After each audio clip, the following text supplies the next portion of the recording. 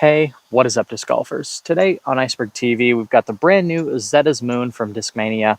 It is the S-Line Special Blend CD1 Colton Montgomery Signature Series disc. We've got two of them here today, thanks to Disc Golf Deals USA. Let's give them a couple throws, and I'll let you guys know how they fly and whether or not I think it's worth getting one or not.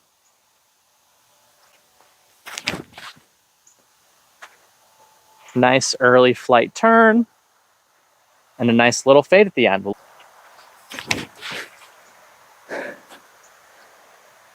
Okay. I don't know if I late released that one or grip locked it a bit or released that way, but that one just flipped up and turned the entire way through the entire duration of the flight. So the pink one flipped up and went straight. The blue one, I put maybe a little bit flatter and it just went left to right the entire way. All right, we'll take a quick look at the profile here. We have a nice blunt-ish nose, which usually leads to a more understable flight. We have also a fairly low parting line, and under the wing, we don't have a super aggressive concave shape under the wing here. All things leading to a fairly straight slash more understable disc. We'll give these guys a few more throws here. Throw it a little bit harder this time.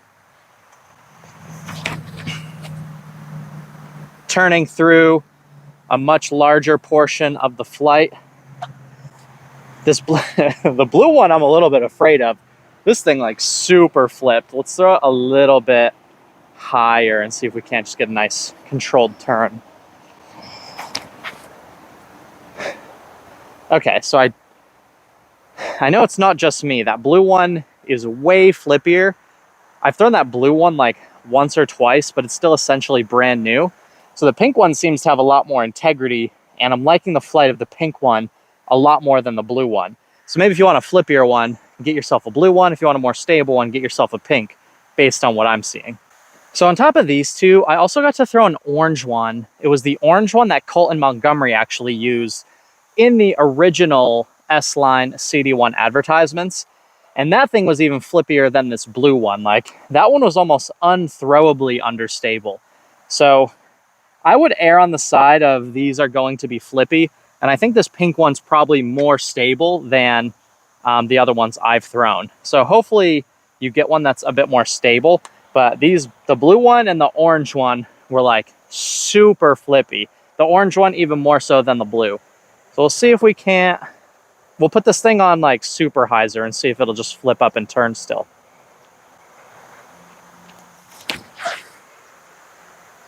Like, that does not really want to fade much at all. I took a little juice off that one. But this pink one is definitely money. The pink one's a lot more fun to throw. Has more of that controlled flight. If you're going to call a disc a CD control driver, you want it to be more like this and less like the blue one. You want something that you can really feel like you're going to have good control over. So it wants to pick up and turn a little bit, but definitely has substantially more fade kicking in at the end of the flight. I wish they all flew like the pink one, but 2 out of the 3 Zeta Moons I've thrown fly like the blue and the orange one, and that pink one is the sort of extra stable one. So definitely err on the side of the pinkish purple color versus the blue and the orange. The blue and the orange are super flippy. I'm putting that on so much hyzer and like half power. I just think that flies more like a beat-in sidewinder more so than what I would want out of like a control driver. I think there's a big difference between like a sidewinder type flight and a Thunderbird type flight. And I think most people want their control drivers to fly more like a Thunderbird and less like a sidewinder. This one here, the pink one, is awesome. I really do like this pink one.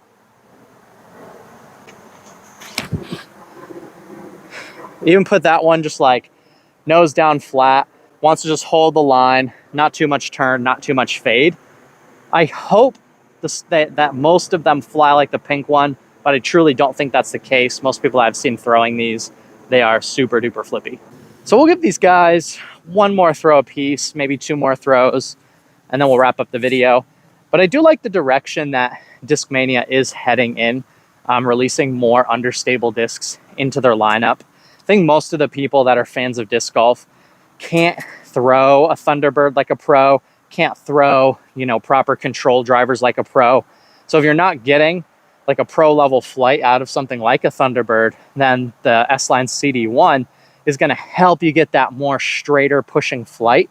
And as we just saw, I put it on a little less arm speed and on more hyzer. It did just pick up and go straight and not fade too much at the end.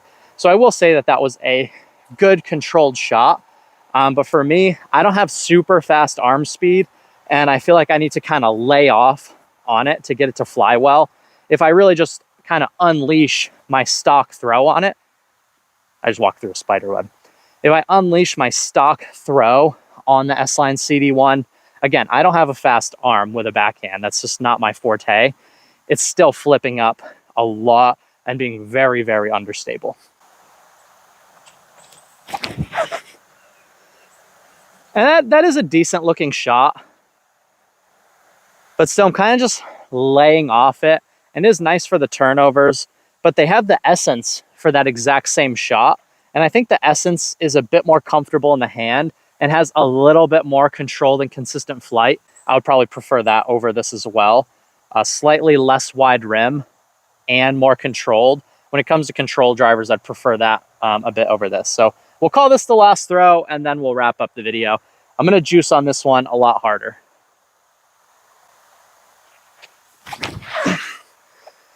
See, when I put even like 80% power on it, it stays turned over the whole way. Anyway, that's my thoughts on the Zeta's Moon. I think it's a really great disc for amateur players. Not a great disc for pro level players, players that throw a lot of sidearms. It's not going to have the torque resistance for sidearm throws. And probably won't see pro players throwing it much, but for the amateur players, players with slower arms, it's going to be a really fun disc for you to put alongside your S-Line FDs. Maybe S-Line DD3 can be sort of a more flippy option than your S-Line DD3. But yeah, that's my thoughts on the Zeta's Moon. Get yours at Disc Golf Deals USA if you would like. You guys are watching Iceberg TV, and take care.